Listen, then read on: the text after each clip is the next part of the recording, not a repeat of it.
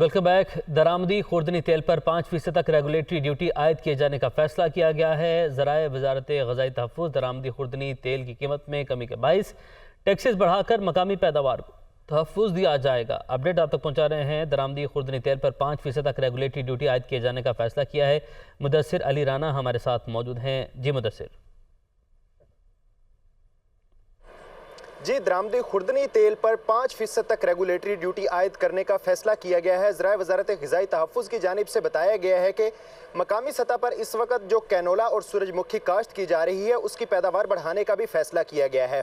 गुज़श्ता माली साल के दौरान तक के जो आदाद शुमार हैं तकरीबन 1.5 लाख एकड़ पर कैनोला और सूरजमुखी काश्त की जा रही थी, लेकिन अब ये समरी तैयार कर ली गई है कि पाकिस्तान भर के मुख्तलिफ इलाकों में तकरीबन 1.5 लाख एकड़ से बढ़ाकर 6 लाख एकड़ पर कैनोला और सूरजमुखी काश्त की जाएगी, जिससे मकामी सतह पर जो खुर्दनी तेल की ज़रूरियात है उसको पूरा किया जा सकेगा।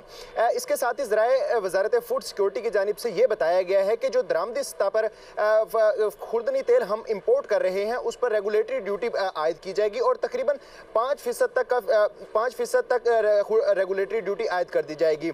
इसके साथ साथ दस्तावेज जो मौसूल हुई हैं उसमें यह भी बताया गया है कि दरामदी खुर्दनी तेल पर 2% एडिशनल रेगुलेटरी ड्यूटी आयद है, 17% सेल्स टैक्स आयद है और 2% ही तकरीबन इनकम टैक्स आयद है।